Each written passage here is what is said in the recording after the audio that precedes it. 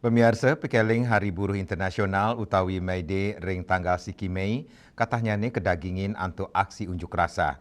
Sakewanten ring Bali, May Day semaliha kemargiang untuk jalan santai, menggenah ring lapangan puputan Margerana Renon Denpasar, sane kemiletin siu satak diri saking serikat pekerja, pengusaha miwah pemerintah.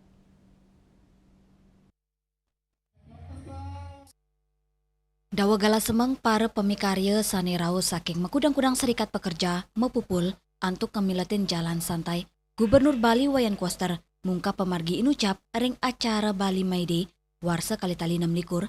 Gubernur Koster nugesang pikeling warsani mangkin memargi trepti ya diastu nanganin kepanggi gatre pacang memargi aksi buruh.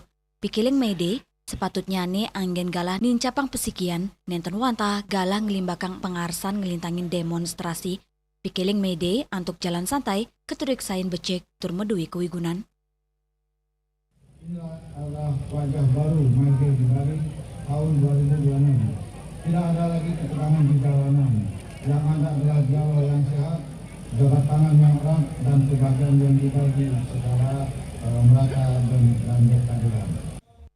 Kepala Dinas Ketenagakerjaan dan ESDM Provinsi Bali, Ida Bagus Setiawan Mausang, pikiling Hari Buruh Internasional utawi May Day warsani mangkin ring Bali kelaksana yang antuk mebinayan. Acara inucap taler kedagingin pasar murah, pemeriksaan kesehatan gratis, kantos undian berhadiah, sani kesarangin oleh pemerintah, pengusaha, miwah pekerja, pungkuran, pikiling May Day kerencana yang memargi sayan ageng, antuk nadunang si kabupaten kota, ngelintangin makudang-kudang perikrama sosial.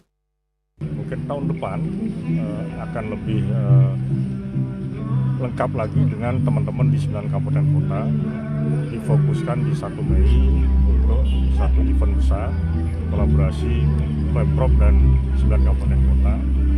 Kemudian dalam rangkaian itu mungkin ada event-event ya, apakah diskusi, apakah donor darah atau aksi sosial, aksi bersih-bersih, itu nanti kita coba rumuskan dengan teman-teman di kabupaten kota.